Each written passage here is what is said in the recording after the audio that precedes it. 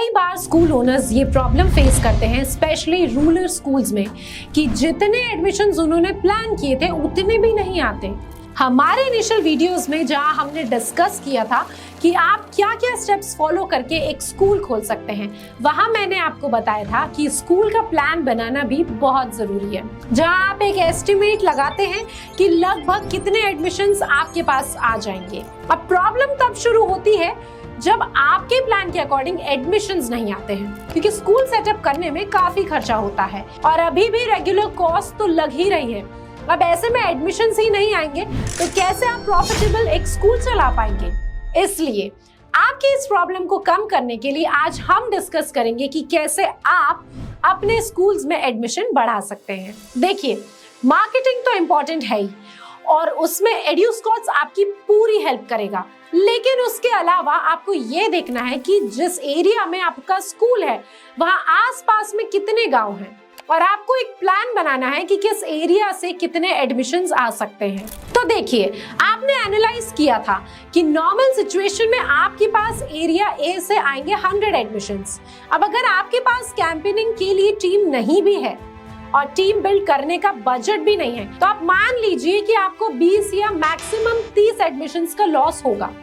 बाकी 70 एडमिशन तो अभी भी आप अपने ऑफिस में बैठ के ला सकते हैं, बट कैसे, तो उसी बारे में हम बात करेंगे और कुछ इफेक्टिव टेक्निक्स डिस्कस करेंगे। पहले आता है बैनर्स।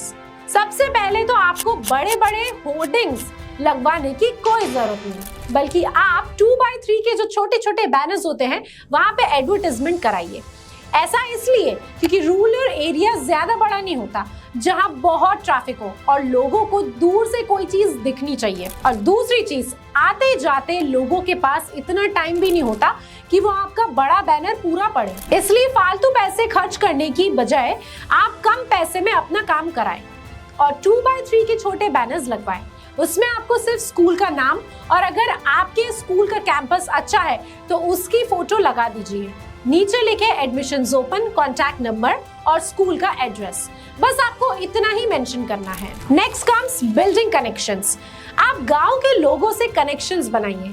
इसके लिए आप वहां के सरपंच और बड़े बड़े लोगों को अपने स्कूल के इवेंट्स में इनवाइट कर सकते हैं, जिससे आपके कनेक्शंस भी बनेंगे और स्कूल की भी मार्केटिंग होगी। आप अपने स्कूल में फन फेयर या किसी फेस्टिवल पे छोटे छोटे सेलिब्रेशंस या इवेंट्स रख सकते हैं, जिसमें आप स्टूडेंट्स और उनके पेरेंट्स या फैमिली मेंबर्स को पार्टिसिपेट करने को बोले। और गांव में ऐसी बातें बहुत जल्दी फैलती है, तो इससे आपकी माउथ टू माउथ पब्लिसिटी होगी और लोग आपके स्कूल को जानेंगे। Now social media marketing. जरूरी नहीं है कि आपको सोशल मीडिया मार्केटिंग में पेड एड्स ही चलाने हैं, बल्कि आप इनिशियली फेसबुक या इंस्टाग्राम पे भी मार्केटिंग कर सकते हैं। कोशिश करिए कि कम से कम गांव के 10-15 लोग आपके साथ फेसबुक पे जुड़ जाएं और आप उनमें से कुछ लोगों को बोल सकते हैं कि वो आपके स्कूल का पोस्ट शेयर कर दें। इससे धीरे धीरे लोगों को पता चलता जाएगा, क्योंकि जो इंसान आपकी पोस्ट शेयर करेगा उसके फेसबुक पे भी गांव के कुछ लोग ऐड होंगे जो आपके स्कूल की पोस्ट देखेंगे और इसी तरह आपकी मार्केटिंग होती जाएगी। अगर आपका बजट है तो आप पेड एड्स भी चलवा सकते हैं और उसके लिए आप एड्यूस्कॉट्स की टीम से कांटेक्ट करें। हम आपको ये भी बताएंगे कि क्या ये सही टाइम है आपके लिए एड्स रन करने का या नहीं, और सोशल मीडिया एड्स से रिलेटेड जो भी आपके डाउट्स होंगे वो भी रिजॉल्व करने की पूरी कोशिश करेंगे। इसके अलावा आप अपने एरिया के जो इंस्टाग्राम या फेसबुक के पेजेस होंगे उन्हें टैग करके और कुछ हैशटैग्स यूज करके भी अपना प्रमोशन कर सकते हैं। Now comes pamphlets. हम अक्सर सोचते हैं पैम्पलेट्स बंटवाना वेस्ट ऑफ मनी है,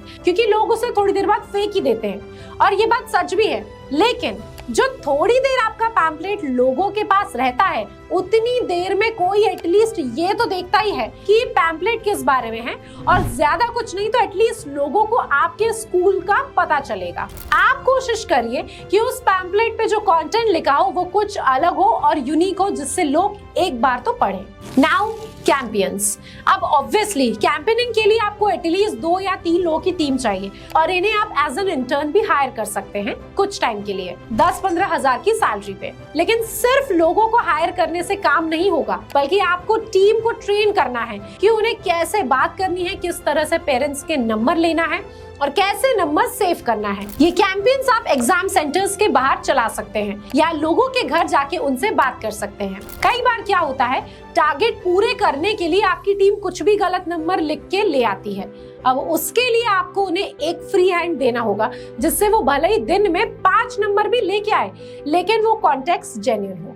अब जब आपके पास नंबर आ जाए तो डायरेक्टली किसी को भी कॉल ना करें, बल्कि पहले उन्हें व्हाट्सएप के थ्रू अपने स्कूल के वीडियोस या एक प्रमोशनल पैम्पलेट भेजें, जिससे एटलीस्ट वो आपके स्कूल के बारे में तो जान ले। इसके बाद आपको बीच में 5 to 7 डेज का गैप रखना है और फिर जाके उन्हें कॉल करना है, सो दैट आपसे बात करने के पहले उन्हें एटलीस्ट आपके स्कूल का नाम तो पता हो। तो ये कुछ मार्केटिंग स्ट्रैटेजीज हैं जो आप फॉलो कर सकते हैं रूरल एरियाज में अपने स्कूल में एडमिशंस बढ़ाने के लिए।